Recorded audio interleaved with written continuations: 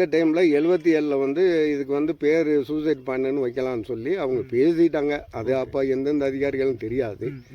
அதை வந்து நாளடைவில் வந்து சூசைட் பாயிண்ட்ன்றது கெட்ட பேர், எல்லாரும் வந்து சூசைட் பண்ணுவாங்க. ஆகையினால இதை வந்து பசுமை பள்ளத்தாக்குன்னு அதை மாற்றி வச்சுட்டாங்க. அவங்க கடை திறந்துக்கிட்டு இருக்க நேரத்தில் ஒரு ஃபேமிலியே உள்ளே வந்துருக்கு. முதல்ல 3 பிள்ளைகளை தூக்கி போட்டு தன் ஒய்ஃபையும் தள்ளி விட்டு இவரும் கீழே குதித்து 5 பேர். அதை உடனே எடுத்து கவர்மெண்ட் ஹாஸ்பிட்டலில் வச்சு அதெல்லாம் போஸ்ட்மார்ட்டம் பண்ணி அனுப்பிவிட்டோம். எண்ணிக்கையே இல்லை, எத்தனையோ பேர் இறந்துருக்காங்க போயிருக்காங்க. எங்களுக்கு தெரியாமையும் எத்தனையோ பேர் இறந்துருப்பாங்க. அது அதுக்கு கீழே போகக்குள்ளேயே அவங்க கண்டிஷனாக போய் எங்கேயாலும் அடிபட்டு தான் போய் போகணும். ஒரே ஜம்பில் யாரும் போய் விழிச்சா எதிலாவது தட்டி தானே விழுகணும். பாறைகள் இருக்குது, மரங்கள் இருக்குது. போகக்குள்ளேயே அவங்க ஏன்மா போயிடும். ஏன்னா அப்படி ஜம்ப் பண்ணக்குள்ளேயே ஒரு ஆவி காற்று வந்து ப்ளோ ஆகும்.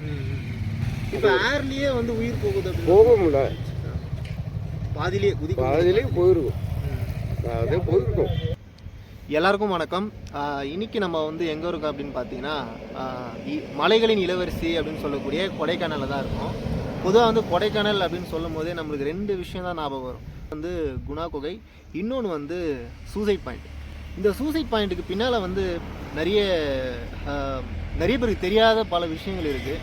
ஸோ இன்றைக்கி நம்ம அதை பற்றின நிறைய சுவாரஸ்யமான விஷயங்களை சொல்கிறதுக்காக நம்ம கூட இணைஞ்சிருக்காரு திரு ராஜேந்திரன் அவர்கள். அவருக்கு வந்து ஒரு 84 வயசு ஆகுது. இந்த இடத்துல வந்து பல வருஷமாக இங்கே வந்து இருக்காரு, கடை வச்சிருக்காரு இந்த சூசைட் பாயிண்ட் பக்கத்துலேயே.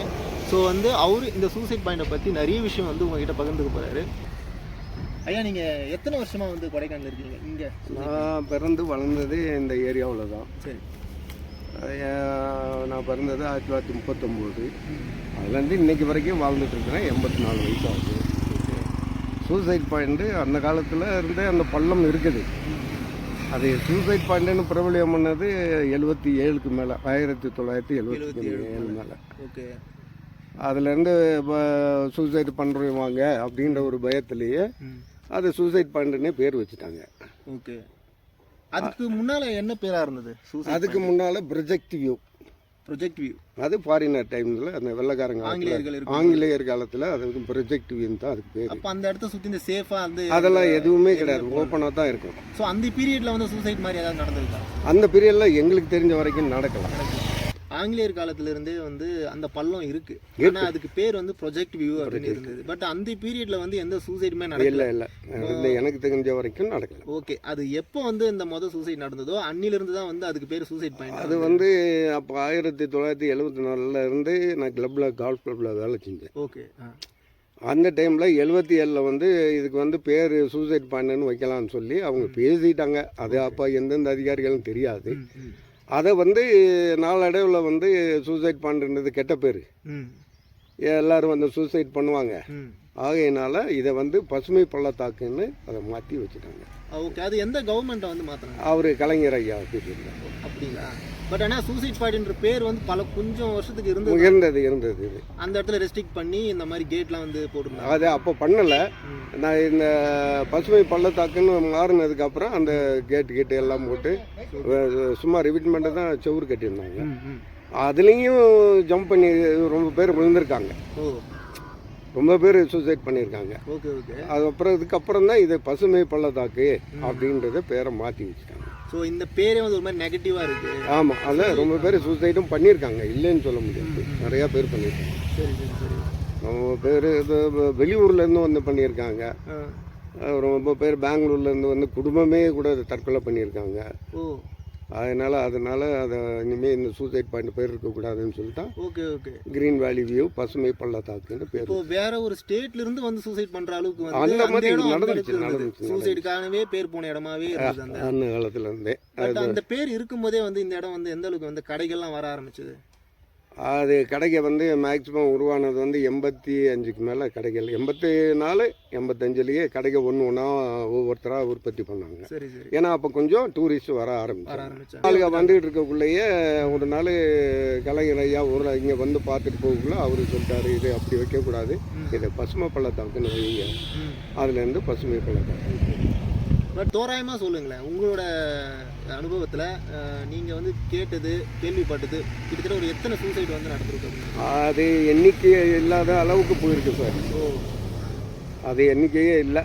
எத்தனையோ பேர் இறந்துருக்காங்க, போயிருக்காங்க. எங்களுக்கு தெரியாமையே எத்தனையோ பேர் இறந்துருப்பாங்க. அது எண்ண முடியாது. என்ன முடியாது. ஒன்று இப்போது இறந்தவங்களை வந்து இறந்தவங்களோட பாடியாவது பார்க்கணும்னு நினைப்பாங்க இல்லையா? அதெல்லாம் வந்து அதுக்குன்னு தனியாக ஆளுங்க இருக்காங்க. அரசாங்கம் இவங்க வந்து கம்ப்ளைண்ட் பண்ணிட்டாங்கனாக்கா அவங்க வந்து அவங்களுக்கு வேண்டிய ஆளை கூட்டிகிட்டு வந்து அந்த பாடியும் எடுத்துடுறாங்க. ஓ, எடுத்து அவங்ககிட்ட ஒப்படைச்சிருவாங்க. இந்த மாதிரி ஃபயர் சர்வீஸ் அந்த மாதிரி இருப்பாங்களா? இல்லை, அதுக்குன்னு தூக்குறதுக்குன்னே ஒரு பார்ட்டி இருந்துச்சு. ஓகே. அவர் ஜோசப்புன்றவர் அவர் ஆளுகளை வச்சு எல்லாம் எடுத்துக்கிட்டு இருந்தார். இப்போ தான் யாரும் விழுகிறது இல்லையில, அதனால் அவருக்கு அந்த வேலையே இல்லாமல் போயிடுச்சு. இப்போ அவர் தான் அந்த பாடிகளை எடுக்கிறது கொள்வது ஆளுகளை வச்சு. அது ஒருத்தர் 2 பேர் போக மாட்டாங்க, 10 பேர் போவாங்க. ஒரு தனிப்பட்ட மனிதர், ஒரு காமன் மேன் வந்து இந்த விஷயத்தெல்லாம் ஈடுபடுற ரிஸ்க் எடுத்து. ஆனால் வந்து கவர்மெண்ட் ஏன் முனைப்பு காட்ட மாட்டேங்குது இந்த மாதிரி பாடி ரெஸ்கியூ பண்ணது? இல்லையா, அவங்களுக்கு ஆர்டர் கொடுத்து அவங்களோட உத்தரவுப்படி தான் அதை எடுக்கணும். ஏன்னா அவங்க போலீஸில் கம்ப்ளைண்ட் பண்ணுவாங்க, இந்த மாதிரி ஆள் வந்துச்சு காணோம் அப்படின்னு ஒன்று இந்த பார்ட்டிகளை தேடி பார்க்க சொல்லுவாங்க. ஒரு வேளை போய் பாருங்கப்பா சூசைட் எதுவும் இருக்காங்கன்னா இவங்க போய் பாடி பார்த்தாங்கன்னா இருக்கு அப்படின்னு இன்ஃபார்ம் பண்ணாங்கன்னா அவங்க அதில் ரொம்ப அக்கறை காட்டுவாங்க அதிகாரிகள். நிறைய பாடிகள் வந்து எடுக்காமே போயிருக்கலாம் இல்லையா? எடுக்காமல் போனதாக தெரியல, எடுத்தது தான் நிறையா பார்த்துருக்கேன் நான். ஒரு சிலர் எடுக்காமல் இருந்திருக்கலாம், அது எனக்கு தெரியாது. ரொம்ப மனசு உழுக்குன மாதிரி ஏதாவது ஒரு விஷயம் இருக்கா? ஒரு விஷயத்தை எல்லாமே பாவமாக தான் இருக்குது. வரவங்கெல்லாம் விழுந்துடுறாங்க. அது ரொம்ப பரிதாபப்பட வேண்டிய விஷயம்தான். அது பெங்களூர்லேருந்து அப்போ நான் வந்து பெங்களூரில் கொஞ்சம் வேலையிலேருந்து இப்போ லீவில் வந்திருந்தேன்.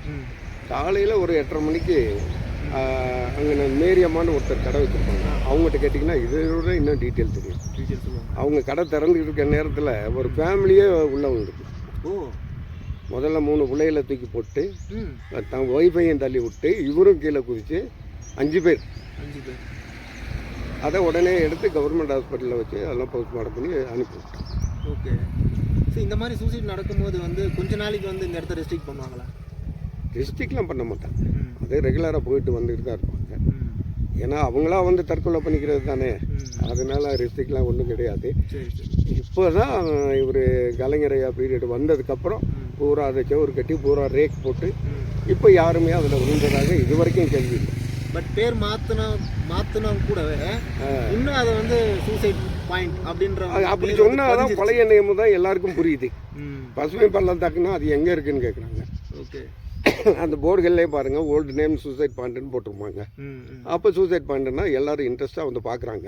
கொடைக்கானல் ரிஸ்கான இடம் அப்படின்னு பார்த்தீங்கன்னா இந்த இடம் மட்டும்தான் சூசைட் பாயிண்ட் இருக்குது. இன்னொன்று இருக்குது டால்பின்ஸ் நோஸ், அதுவும் ரொம்ப மோசமான இடம்.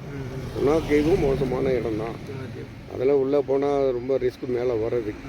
ஏன்னா இப்போ வந்து அந்த குணா கேவுக்குள்ளே விழுந்தவங்க கூட ஒருத்தர் தப்பிச்சு போய் கேரளாக்கார் அவருக்கு உயிரோடு எடுத்துகிட்டு போயிட்டார். அவர் நண்பரே எடுத்துகிட்டு போயிட்டு இப்போ என்னமோ மஞ்சுமல் பாய்ஸ்ன்றத ஒரு இதவே உண்டாக்கி விட்ருக்காங்க.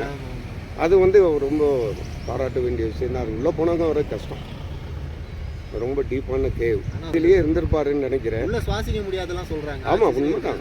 சுவாசம் போகிறது அது எப்படி இருந்தாருன்றது தான் ஒரு பெரிய ப்ராப்ளமாக இருக்குது. இருந்தாலும் அவருடைய ஆயுஸ் கட்டினால தப்பிச்சு வந்தார். அந்த பையன் வந்து முயற்சி பண்ணி எடுத்துக்காரு பாருங்க, அவர் நண்பர், அவரை தான் பாராட்டணும். சரி சரி சரி. வேற இடத்தனா ஐயோ போயிட்டான்டா நம்மளும் போய் விழுந்துருவோன்ட்டு ஓடி போயிடுவாங்கல்ல. ஆனால் இவர் நல்ல மாதிரி செஞ்சுருக்காரு, பாராட்ட வேண்டிய விஷயம்.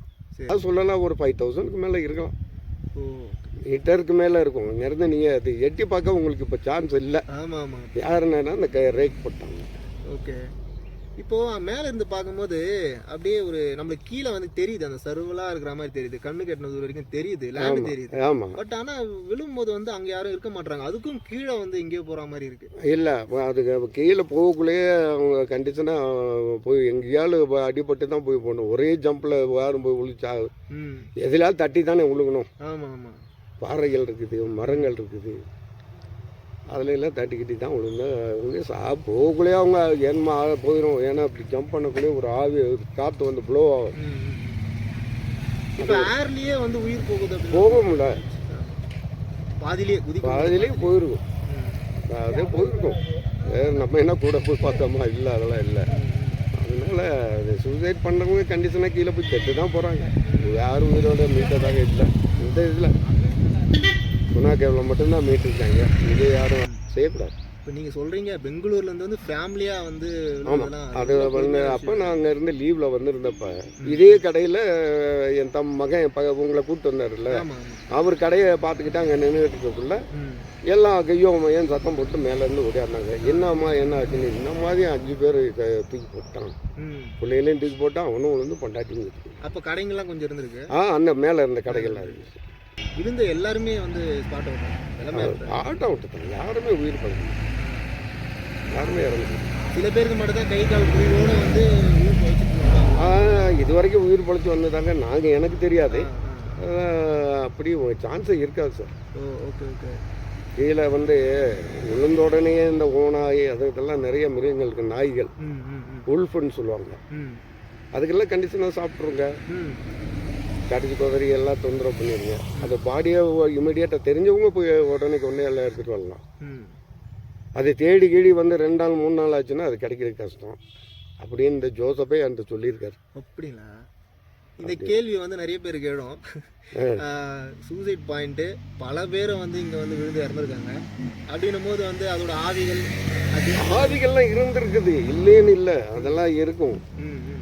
அந்த காலத்தில் இந்த நான் கால்ஃப் கிளப்பில் வேலை செய்யக்குள்ள ஒரு 8:30 மணி 9 மணிக்கு இந்த பக்கத்தில் ஒரு டோரு, அந்த பக்கத்தில் ஒரு டோரு, நாங்கள் எல்லாம் அக்கௌண்ட்ஸுக்கு பார்த்துக்கிட்டு இருப்போம். இந்த டோரை வந்து தட்டுவோம், சரி அதை போய் திறந்து போட்டாக்கா ஒன்றும் இருக்காது. கொஞ்சம் நேரம் செஞ்சோன்னா இந்த டோரை வந்து தட்டும், அங்கேயும் ஒன்றும் இருக்காது. நாங்கள் அதெல்லாம் கண்டுக்கிறது இல்லை. ஆவி வந்தால் ஆவி வந்துட்டு போது, நம்மள என்ன செய்யுதுன்னு இந்த மாதிரி சிம்டம்ஸோட நம்ம பார்த்துருக்கோம், அவ்வளோதான் தெரியும். அதை தான், மற்றபடி நேரில் ஒன்றும் எந்த ஆவியும் பார்த்ததில்ல. Okay okay. பார்க்க முடியாதுல்ல, தெரியாதுல்ல. அதாவது இந்த சூசைட் பாயிண்ட், கொடைக்கானல் இருக்க சூசைட் பாயிண்ட் வந்து ஆங்கிலேயர்கள் காலத்தில் வந்து ப்ரொஜெக்டிவ் வியூ அப்படின்னு சொல்லிட்டு தான் வந்து பேரோட வச்சுருக்காங்க. ஆக்சுவலாக அதை வந்து ஒரு அழகாக பார்க்கலாம் அப்படின்னு சொல்லிட்டு ஒரு ஓப்பன் பிளேஸாக தான் இருந்திருக்கு. ஆனால் வந்து குறிப்பிட்ட காலகட்டத்தில் வந்து இங்கே இருக்கிறவங்கள யாரோ வந்து சூசைட் பண்ணியிருப்பாங்க. ஸோ அன்னிலிருந்து தான் வந்து இந்த இடத்துக்கு பேர் வந்து சூசைட் பாயிண்ட்டாக வந்து மாறி இருக்குது. அந்த சூசைட் பாயிண்ட்டாக மாறி குறிப்பிட்ட காலகட்டம் வரைக்குமே வந்து அதோட பேராக தான் அழைக்கப்பட்டிருந்துச்சு இந்த பிளேஸ். அதுக்கப்புறமா வந்து கலைஞர் காலகட்டத்தில் வந்து இந்த பேர் ரொம்ப நெகட்டிவாக இருக்குது. இதை கேள்விப்பட்டு பெங்களூர்லேருந்துலாம் வந்து வெளியூர்லேருந்துலாம் வந்து சூசைட் பண்ணுறாங்க அப்படின்னும் போது இதுக்கு ஒரு பேரை மாற்றணும் அப்படின்றதுக்காக பசுமை பள்ளத்தாக்கு அப்படின்னு சொல்லிட்டு மாற்றிருக்காங்க. இப்போ நிறைய பேர் வந்து சூசைட் பாயிண்ட் நோக்கி வருவாங்க, அதாவது சூசைட் பாயிண்ட்டை வந்து விசிட் பண்ண வரவங்க இன்னமும் அது வந்து பள்ளத்தாக்கு, பசுமை பள்ளத்தாக்கு அப்படின்றது வந்து அவங்க மனசில் எந்த அளவுக்கு பதிஞ்சிருக்கும் அப்படின்லாம் தெரியல. ஸோ இனிமேல் வந்து சூசைட் பாயிண்ட்டை வந்து நம்ம வந்து பசுமை பள்ளத்தாக்கு அப்படின்னு சொல்லிட்டு அழைப்போம். வணக்கம். வணக்கம்.